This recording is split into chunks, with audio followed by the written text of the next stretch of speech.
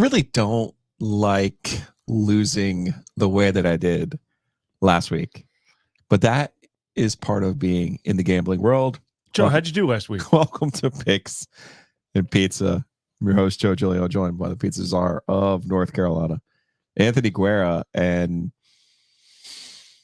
yeah, I went 0-6 total picks, total blank last weekend. I felt good too.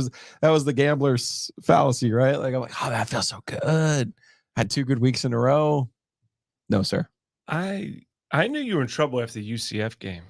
Oh, it didn't even show up in the first half. Oklahoma, after a week off. Brent Venables, what a fraud. To validate your feeling, I walked out of here. I was like, wow, you know what? That Oklahoma bet, that is going to be good. That sounds good. Yeah. Let me go throw some. Oh, dear. The only thing I felt good about from this weekend, you know how there are times where you convince yourself you don't know anything about football? Mm-hmm. And then you watch a game and you're like, no, wait a second. The team that I thought should do the thing that I thought they should do is doing it, and now it's working. So when I watched the Giants this weekend, I was like, oh, that's Darren Waller. Oh, that's the guy I took with my 2nd round pick in my fantasy draft. There he is. I've been waiting for him. Wait, you mean when they do the thing where they go out and sign a guy who's pretty good? Yeah. I mean, he's not great, but he mismatch guy though. Big time mismatch for sure. Guy. So that was the only redeeming quality the whole weekend, was that Darren Waller played well.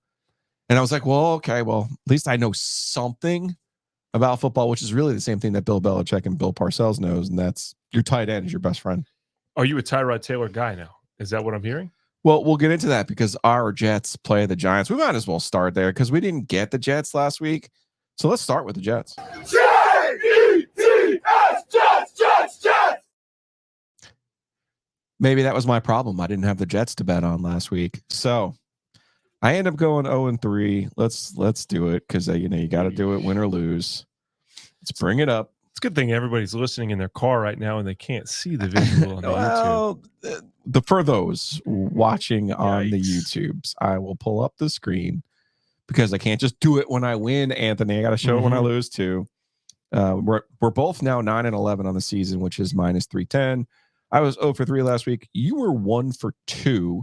You had your Brock Purdy passing prop that came home. We did not have our Jets, so I'm going to blame this all on our Jets and not Matt Canada, who for some reason decided to pop up against the Rams. And then the first half of the Chargers, they look good against the Chiefs, but obviously first halves in this particular case don't count. So let's start with the Jets and the Giants this week. Jets back at it after the Giants beat the Commanders at home last week, 14-7. Real shootout there. Jets are a 2.5-point favorite in the Battle of Jet Life Stadium. I mean, I think we're both going to go the same way here. What do you got? I'm going to do the Jets. I'm going to lay the points. Now, this is a true test to the theory that we proved out last week.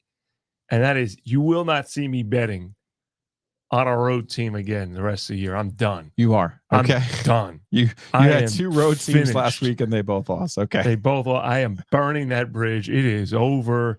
After watching the Lions not even show up to Baltimore, I don't know if they stopped halfway in the private jet. I don't know what happened. I don't know if Coach didn't get his Starbucks order in. Whatever the heck happened in Baltimore, I'm done. So the question is, are the Jets really a road team in this game? They're in their home locker room. So, no, I think you're safe on that front. Okay. The real problem for the Giants, other than their offensive line being a mess, and I think that's where this game gets determined. The Jets' defensive front actually is good. The Giants' offensive front is a mess. I actually think the Giants are better with Tyrod Taylor than they are with Daniel Jones. Wow. Why? Yeah, because he wasn't just like lucky. I he feel moves like around. He involves Darren Waller. Now, Saquon Barkley played in this game too. Fair enough, but we haven't seen Daniel Jones, like other than the game at Arizona, be functional all season. No, bad year. He's having a bad year. I think that Tyrod Taylor is going to come. Your joy and your excitement for him here is going to fall off a cliff against the Jets front. Is what I think is going to happen. Okay. I think they're going to bring it right back down to life. Right down. I think you played at the back of your baseball card, right? you regress to your average. I do not. Your numbers don't lie, is what you're saying. No, you don't. Just no way. Tyrod Taylor is a very, very capable backup quarterback. I would love to have him on the Jets as my backup quarterback, but I don't think that he's gonna win this game here. Not with that team. Saquon's great. The defensive front of the Jets should have their way.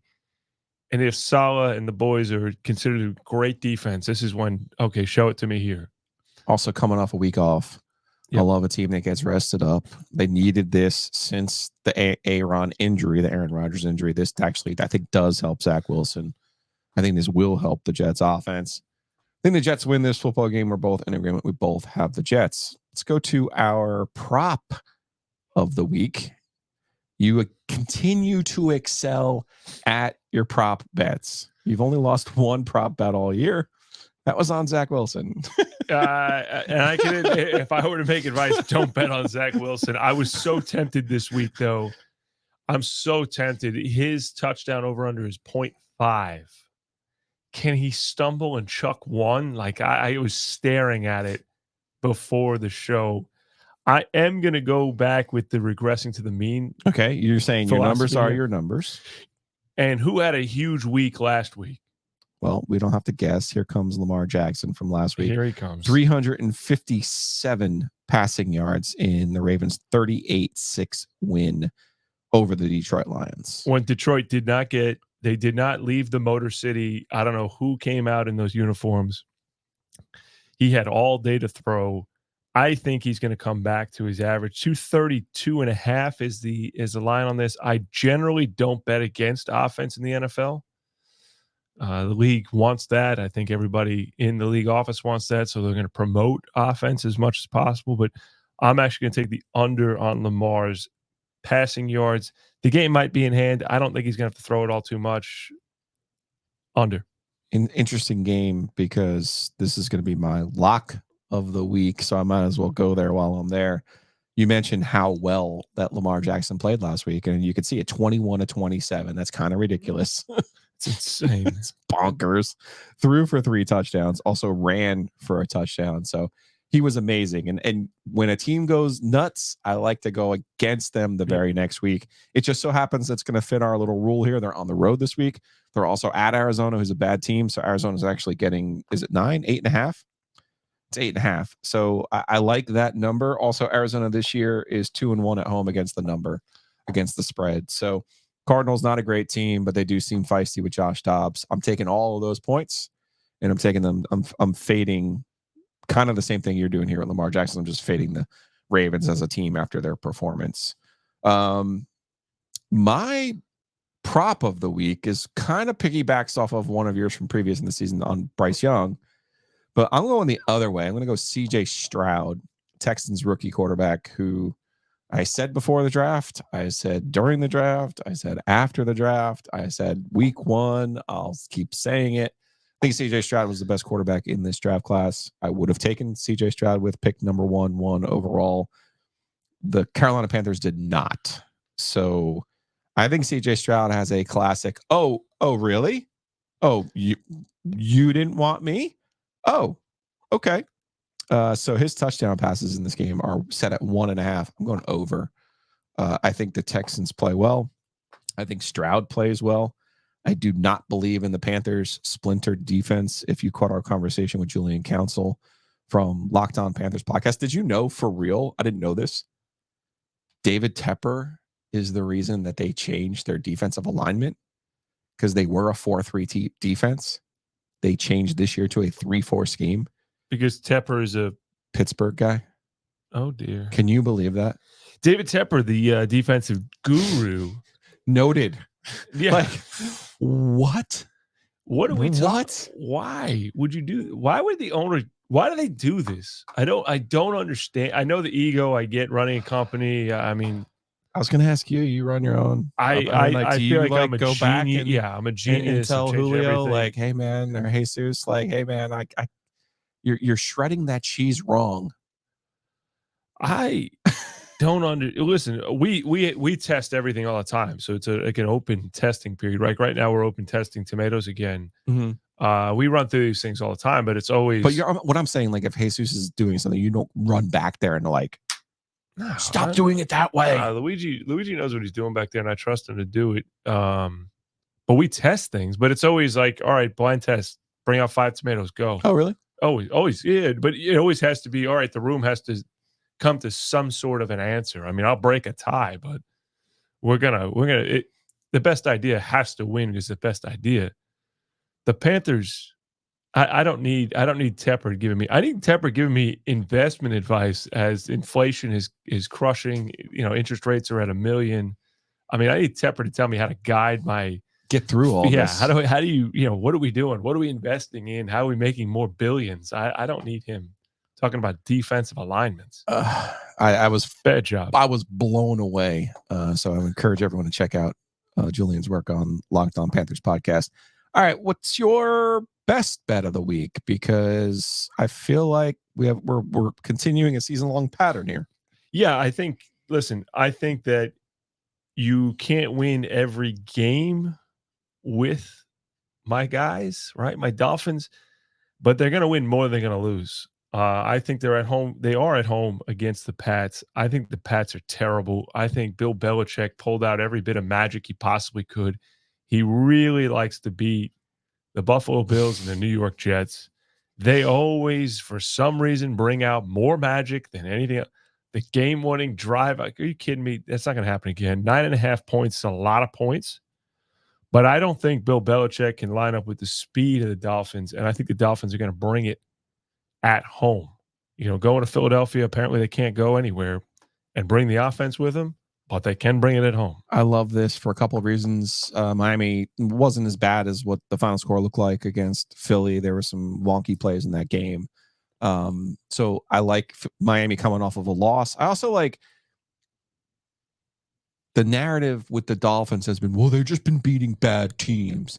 It's the NFL. This isn't, Alabama playing, Middle Tennessee out of the league. These are all NFL teams.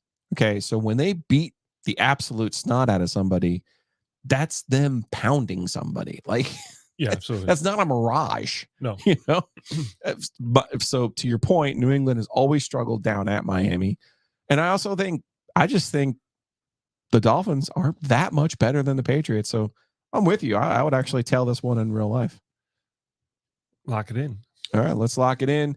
Of course, all of our NFL picks are brought to you by Oakwood Pizza Box. Go to oakwoodpizzabox.com.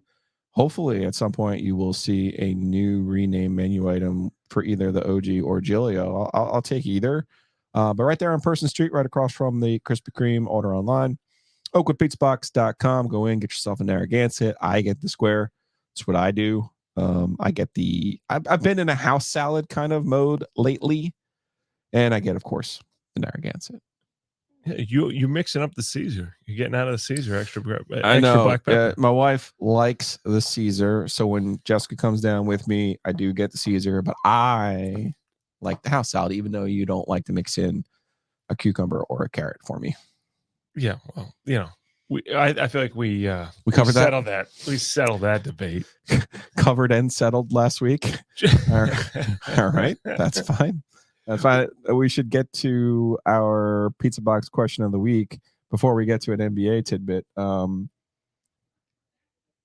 Yeast making your dough. Do you use? This is from Ken. Actual real life question. Real life question. Do you use yeast or a starter in your dough? Oh yeah, this is a good question. Ken brought this up. He submitted it through the Twitter, I believe, or through YouTube. Not in real life on the Barstool. He might have accentuated the question. Okay. At the Barstool. I missed you last week, so I'm kicking myself. Yeah, you got to come back every Friday afternoon. I know. We this is a thing, right? And I feel like the argument this week might be about the NBA and NC State's. We'll get there. But we need to answer our Oakwood pizza box question. All right, so for us, first. We are not using a starter in Oakwood right now. We actually started like that, ironically, pun intended.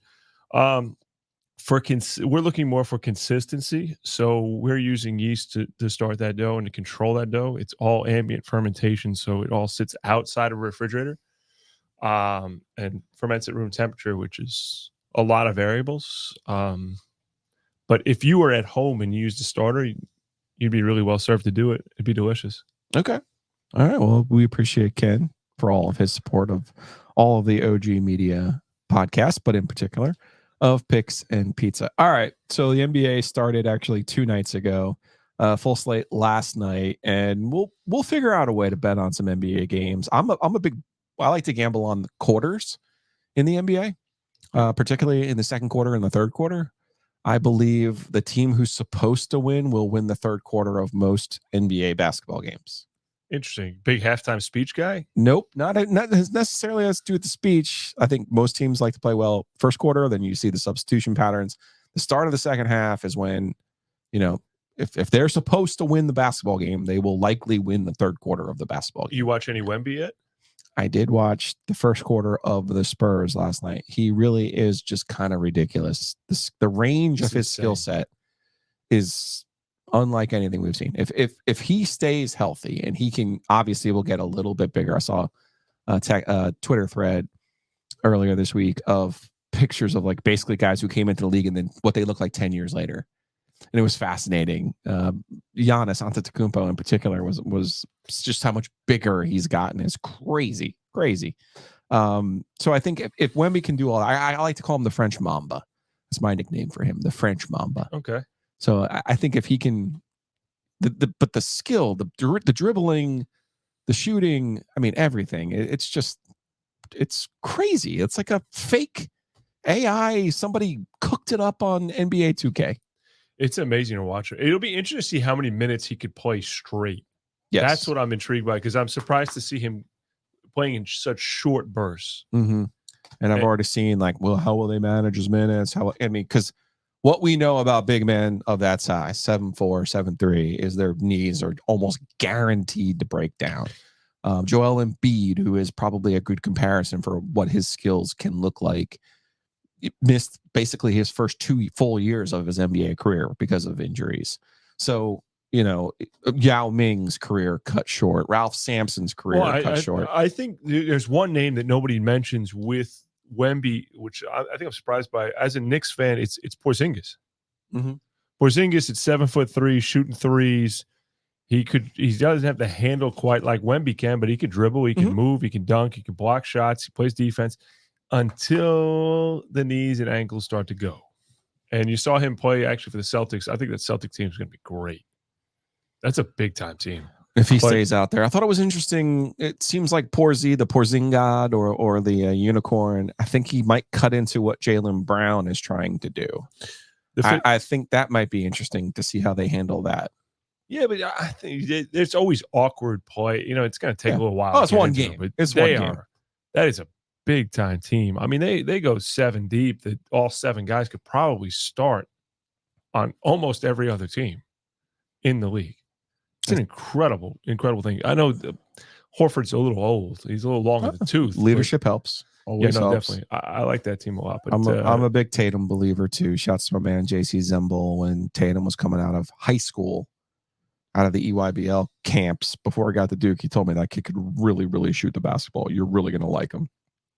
He was absolutely right. So, so we'll have to come up with an NBA's future, because I'm not sure I believe in the Celtics, but last year I had the Nuggets, so I always feel pretty good about my futures. Just so you know, you nailed it. No, I'm saying the only thing I'm good at is futures. I'm telling you, the guy truly in this gambling podcast. Hits that one nugget bet. No, I've trust me, I've hit more futures than anything else. Oh, I'm so proud of it. I didn't even do it. Oh my gosh. But they are who we thought they were.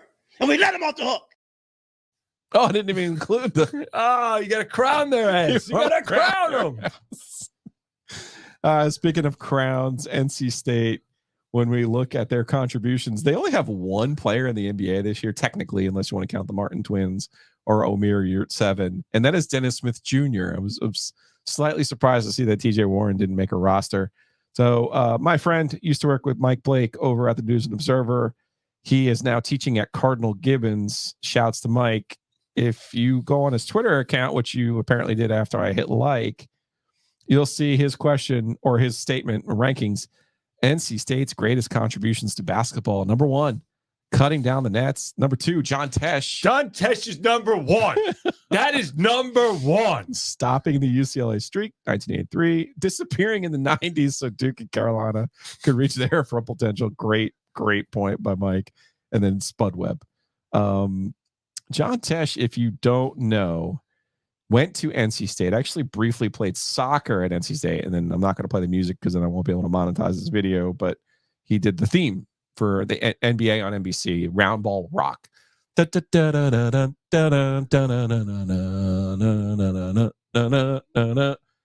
John Tesh. John Tesh also was Lambda Chi Till I Die. So my roommate at my freshman year and parts of my senior year, Punkage Shear, shouts to PK, was Lambda Chi Till I Die. And John Tesh was Lambda Chi. So now I've given you more information about John Tesh than you'll ever need to know, or can impress whoever you want now. Big time. That's the greatest theme song of all time, right? I mean, you mean like for a sports show, but not like. Oh, come on. What's better? You mean like any television show? Go ahead. I mean, The Sopranos comes out. They're really high up there. That is a great opening scene. The Jeffersons. Before it's got to be up there. Before my time. But it's a really good one. I'm not that old.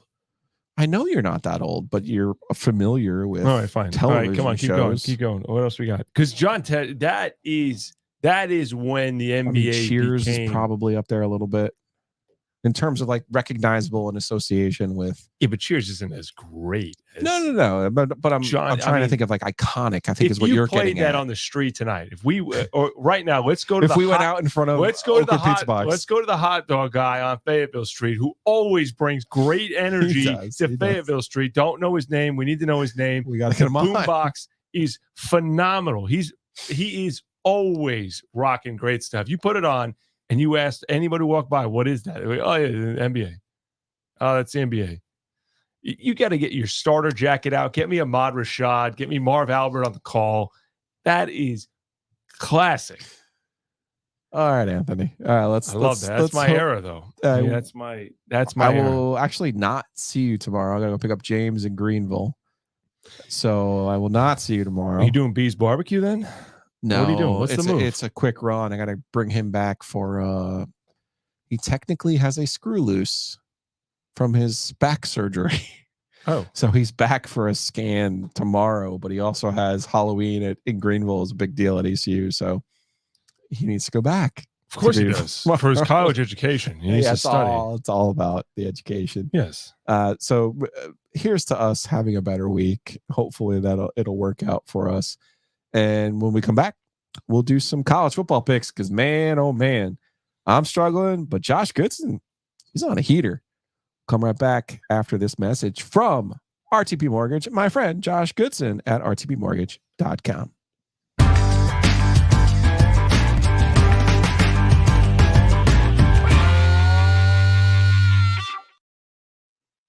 All right, I promised college football picks, ACC picks with Josh Goodson, RTP Mortgage. And look who I found. Josh Goodson, RTP Mortgage. Appreciate you taking the time here, sir. I can't get a bet right, so that's a problem. That's a me problem. You're kind of hot though. You've won 8 of your last 11. I think I got lucky last week. Duke probably should have covered, if we're being honest. Yes, that was. I was surprised, but that first half kind of went unlike the way I thought it was going to go. And I think it went the way that it went. And because of that, Duke was in that thing. Florida State was kind of lucky to cover. So I will take my 1-2 week, understanding that sometimes you're just you get lucky making the play. I don't think Florida State was the right side, but I got lucky. And the sports book doesn't care either way. They just care about that final number. So as usual, all of our picks are brought to you by RTP Mortgage, rtpmortgage.com. Give Josh a call, 252-361-1415, or go to rtpmortgage.com. I get it. The market's not great right now, but maybe you have to get into it. Maybe you need a cash out refi. You don't know what your options are, but Josh does, and Josh is an expert. So give him a call, 252-361-1415, or again, go to rtpmortgage.com. All right, Josh, let's start with your Wolfpack. They are getting 10 points at home against Clemson. which way are you going? Or do I need to just guess that maybe you're going money line on this one? I actually like money line. State's what, 3-1. I mean, all jokes aside, when you have two teams that basically are the same team, yes, good defense and offensive issues. Now, Clemson's offensive issues have been kind of weird. They've been able to move the ball, but they've had just terrible turnovers. State just can't move the ball. But anytime you have like a low scoring type game expected, all it takes is one pick six. Maybe Peyton Wilson returns one and such, and you can I don't want to say fluke your way or luck your way into a win, but when there's not many points that are going to be scored anyways, you can do it. I do like State +10 at home. I need you to tell me that if they don't cover this time, to quit them next week. Okay? I need you to promise me that. That's fair. I actually expect them to play well. Losing to Duke in the way that they did, and then having the week off. I actually like the changes up front on the offensive line. Yeah.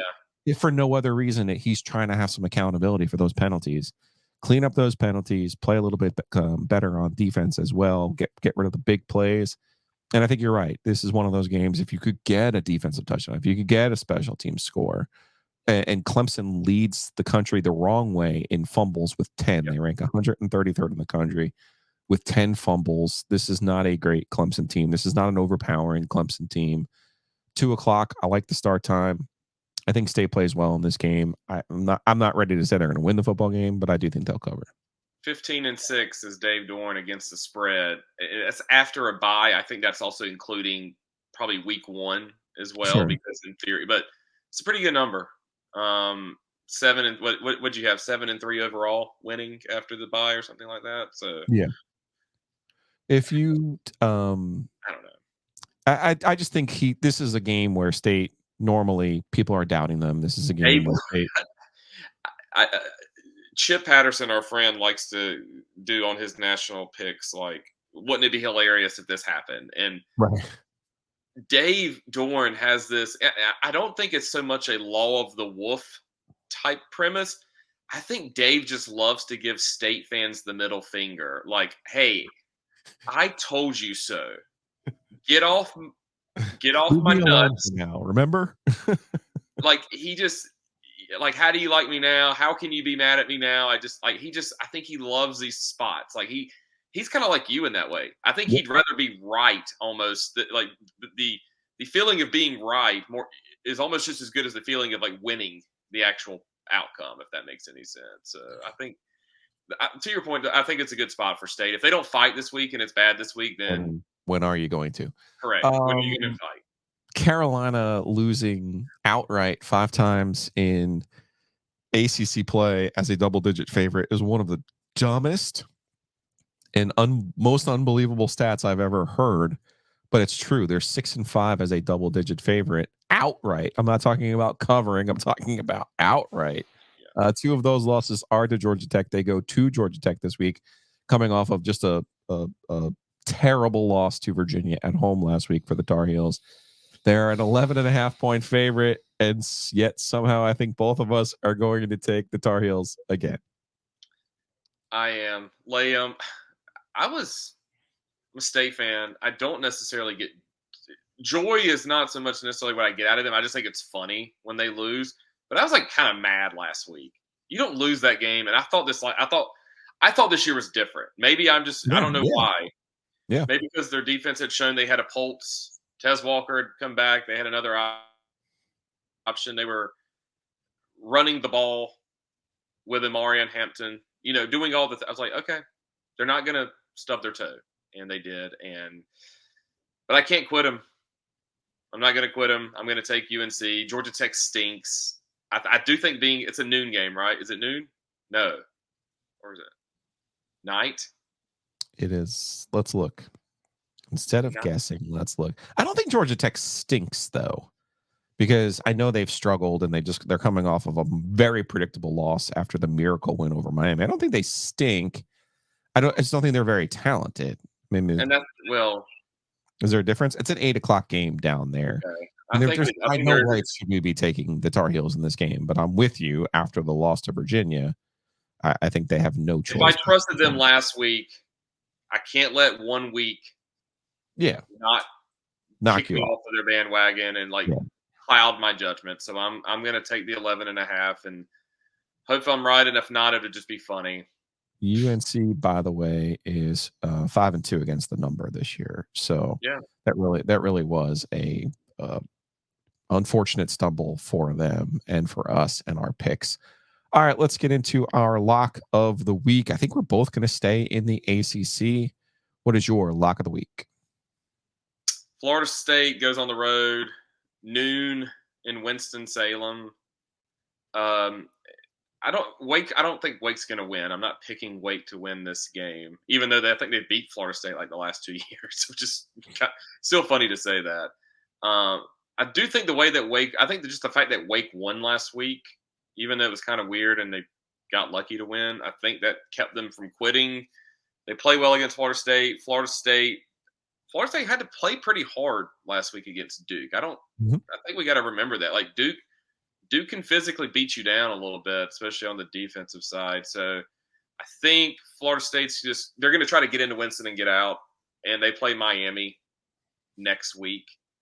Little look ahead spot. I could see Wake keeping it in the number. I think it's 20.5. I would love 21, but I'll take the 20.5. Florida State probably wins 31-14 or something like that. It is a big number. I will agree in the sense that I don't think Florida State is ready to be this tremendous machine as they used to be, but I'm going to use a little bit of your logic from this game for my best bet. Duke, I do think, was physically beat up in that game, and they wore down as the fourth quarter went along. We've heard a lot about their conditioning and how that's been a real big boost for them, and I get all of that. Truth of the matter is, Duke's schedule is a whole lot harder than Louisville's. Louisville was at home last week sipping on Mai Tais and cocktails because they had the week off, and they also have the added bonus of people telling them that they stink after their loss to Pittsburgh. I don't think Louisville's great shakes, but I think they got the greatest gift ever from the ACC schedule makers. I'm taking Louisville in this game at home, 3:30 down in Kentucky in Bourbonville there, and it's 4.5 is the number. So I'm basically picking Louisville to win the football game. I don't hate that. Sounds weird, but Duke. I know you talked about how it was a physical game. I think Duke thought they were going to win last week too. They did. Well, it's 20-17 at the end of the I know, but like going into the game, I don't think you start. I think them playing Riley Leonard, I think they legit thought that they had a chance to win that game. And there's something different about if Riley hadn't played and you just kind of go through the motions, maybe you don't pour it out, maybe you're just trying to get to the Louisville game, get to the Louisville UNC stretch coming up that Duke has. I think they legit thought they could win last week, and it kind of went worst case scenario to an extent. Not only did they not win, but they got beat up. Leonard, who knows if he's more hurt than he was before the game or not, but we've seen, I can attest to it. How many times has NC State played somebody, poured it out, lost, and then what happens the next week? Yeah, then they have to go on the road too. I mean, you have to go on the road. It's just hard to get back up again. Yeah, it's a really tough spot for Duke. All right, Josh, I will see you on Saturday, maybe actually at the game. Is that a possibility? Yeah, I'll be out there. Yeah, I'll be out there. All right, I am looking forward to it. Josh Goodson, RTP Mortgage, rtpmortgage.com with your ACC picks of the week. Of course, we'll be back. We'll see how we did with our NFL picks and our ACC picks. Be back next week right here on Picks and Pizza.